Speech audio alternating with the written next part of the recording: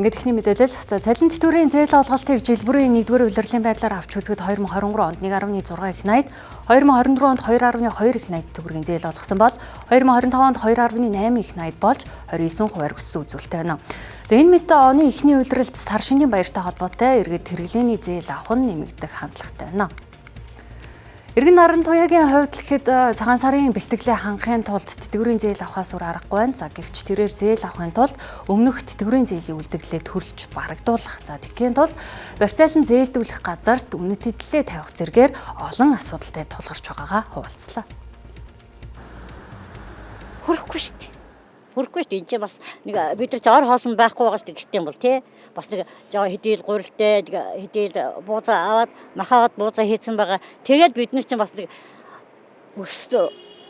өдийн насыг хүрд наслахтаа бид нар одоо хүний гарыг хоосон гаргаж үзээгүй болохоор тэр ёс заншлаараа уламжлахын дагуу бас нэг бага хэмжээний ч гэсэн хийчгнүүд шүү дээ. Тийм ээ? Хүний сэтгэл төрөхөр хийчмээр л дээ шүү дээ.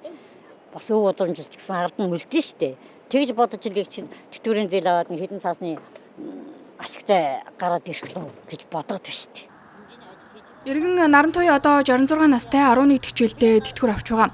Тэрээр улсад 25 жил ажиллаж хамгийн бага хэмжээгээр тэтгэвэр тогтоолгож байна. За одоо түүний хувьд 652,400 төгрөгийн тэтгэвэр авдаг тул зээл авахгүйгээр баярын ар дээр гарах ямар ч боломжгүй байгаагаа хэлж байлаа.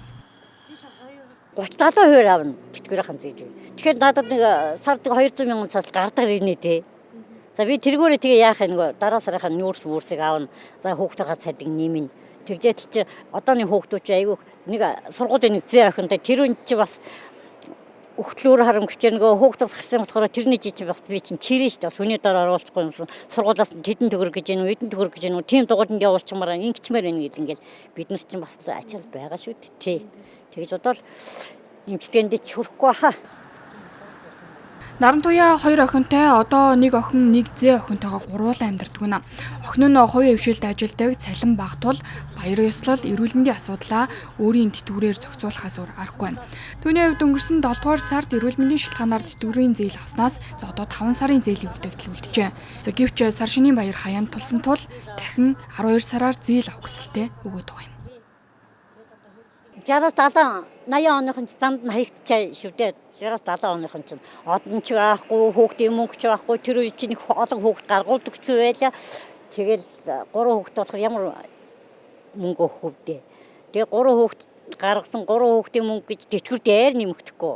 Тэгэл би өөрийгөө золиосны хүн гэж бодож байгаа шүү дээ. Энэ нийгмийн тий нэг ажил тийм хамгийн доотлын ажиллаг цэвэрлэгчийн ажил тийм тэрний цалин хийдэг лээ тий.